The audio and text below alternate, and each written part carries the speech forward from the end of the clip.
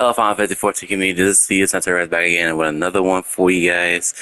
If you do not know me, my name is Len. I'm a toxic drama generator. So whatever drama pops up, your boy probably gonna be on it. Not the first, but probably the second. But anyway, yeah. So basically, I'm a drama generator. If you guys got any stories, any drama, any tea, it doesn't have to really be toxic, right? You guys can go ahead and put it in the comments. Other than that, we're going to start this because we got a lot to read and to do, and we got a lot of insight to do. So let's get started. So I've been having random network issues. Randomly in Final Fantasy XIV, I did an expert with a friend and had a network issue. The fucking tank had the nerve to say this, even though I was gone for like 6 minutes, fam.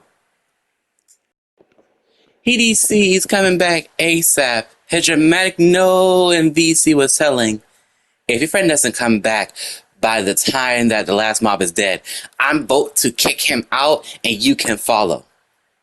That's kind of rude. And I could just do you the favor of leaving now, honestly, then. What?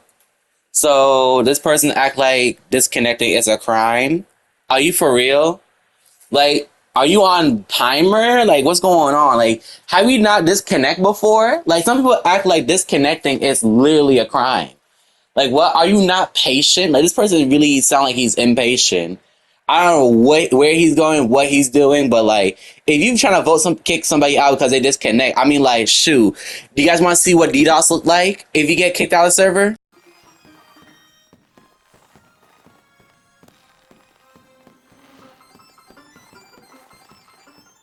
Like, seriously, like, you're gonna disconnect. Like, if something like that happens, it's because it's the server's problem, or it's the internet problem, which, by the way, some people who run on Comcast already know that problem already, right? But you're gonna get mad over somebody disconnecting. Like, I can't even say some things about people, but why they get mad over disconnecting? Like, that's just a person who's just being impatient. At this point, we don't have time for the people like them. They're ignorant as hell. Like, shoot, good luck rating, because, shoot, you want to see some really impatient people? Like, look at this. Like, oh, 3 errors equal kick. Like, bro, like, do you guys see parties like this ever in your party finder list? Like, in Aether or Primal, like, or any server? Like, to me, I don't think Dynamis is just dead, but we ain't gonna talk about them, right? But, like, do you see parties like this? If you do, like, you should know that there's literally a problem in Final Fantasy XIV. Like, there's nothing to joke about when it comes down to being impatient. Like, you're just wasting people's time.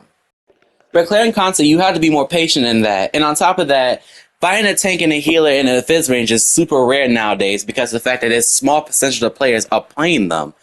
Because those classes are not approachable for other players. But you know what? I digress on that part. Just be more patient, okay? In the future, so you don't get called out. So now, speaking of patient, let's talk about the patient players, the people like me, who is very patient. I remember spending 2 lockouts worth of the time on what was supposed to be a clear party on P6 last year, where we kept wiping 1 to 2% in rage. Come to find out, one of our DPS was wearing the most random ass gear with 0 mels, 0 food, 0 pots. Everyone in that group was confused as to why the DPS chat felt so tight, given it wasn't early in the tier anymore. The party flipped once somebody brought it up, and everyone found out that this guy was basically trolling. LOL. In the end, a few of us got together and brought him gear, melded him, gave him foods and pots, and we cleared the next pool. It was both funny and frustrating. I had no idea where some of these people come from. Haha. I mean, I'm gonna go ahead and put my insight on this because something like this is very common. Like, in Arcadian raid or raids in general, I get players who want to try out the raid. I get it. Like, I know you want to try it out just for fun, but like, if you come in the raid unprepared and not trying to like clear it, or like at least trying to like have experience of it, like, it's basically you just trying to troll players who actually really serious about clearing the tier. And let me tell you, something like this always happen. Like, I don't know why you come in so unprepared. Level 700, eye level gear, and not even melded. Like, ugh. And on top of that, I get players who don't really know how to play their class, And why I told them to mitigate, they don't know what mitigation is. Like at this point, it's like, why do I even try? It makes no damn sense. Like I literally get players that not know how to mitigate. Like let me go ahead and show you an example of what mitigation don't look like. Their own against our feline ferocity.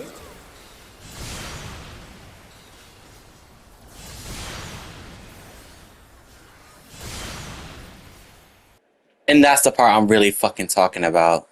Like honestly, I'm kind of tired of playing with shield healers that not know how to really shield heal.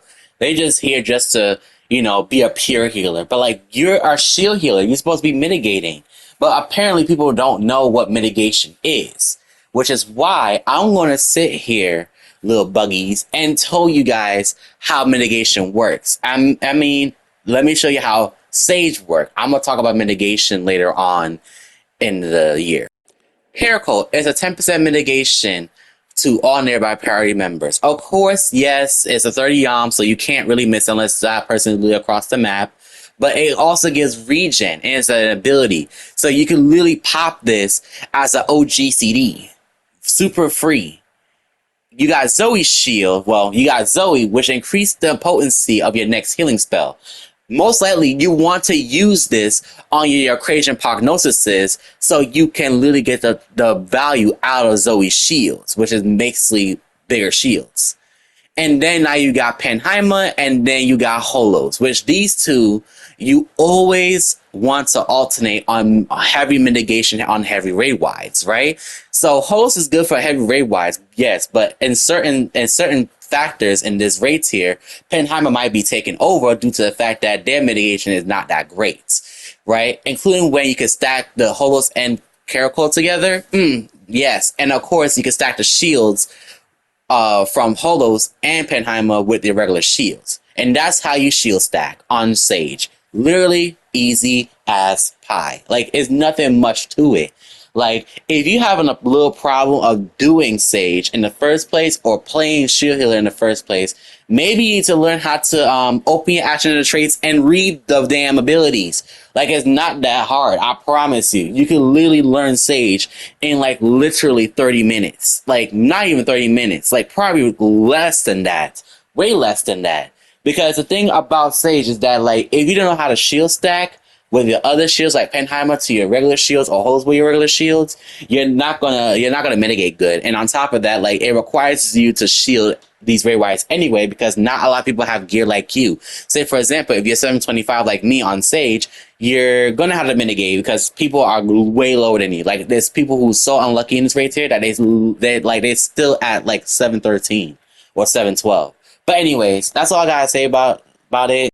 Thank you so much for watching. Please keep supporting me because your boy got more content coming out, and hopefully I get more stories from you guys. So I love you guys. Peace out. See ya.